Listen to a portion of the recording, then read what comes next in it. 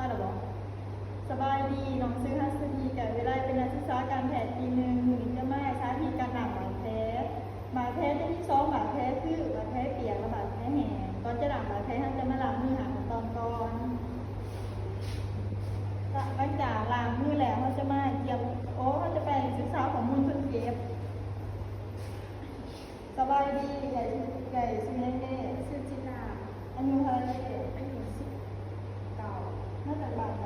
มาเป็นแม่บ้านเขาชื่อไทยบาดแผลเป็นยังไงได้เด็กอ๋ออันนี้ลดลงเลยตั้งแต่พอเนี่ยเดินออกจากบาดแผลหาย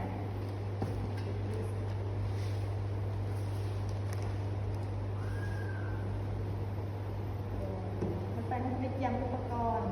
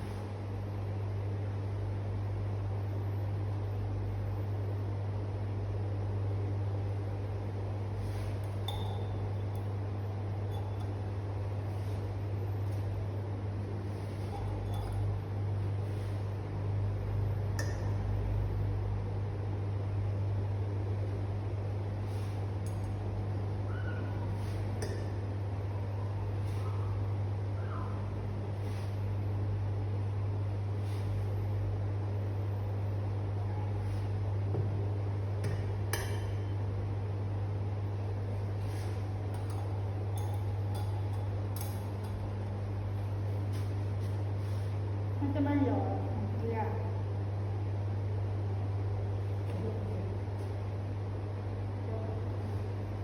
ดูมันเลยแต่เรากินอันนี้เราเนี่ย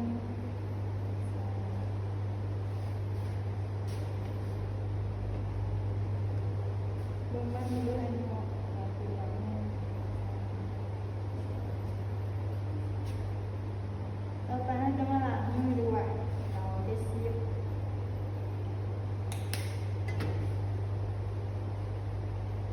ตอนนี้แหละมันจะใช้ลงมือ